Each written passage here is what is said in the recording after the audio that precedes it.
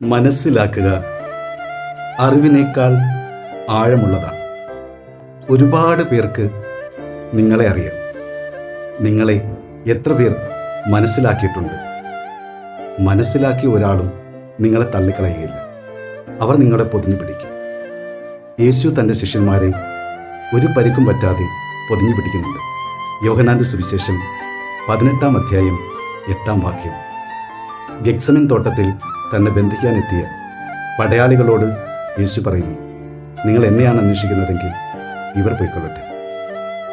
ഇതിൻ്റെ അർത്ഥം, എന്നെ എന്ത് വേണമെങ്കിലും ചെയ്തു കൊള്ളുക, ഇവർക്കൊരു പരിക്കും ഏൽക്കരുത്.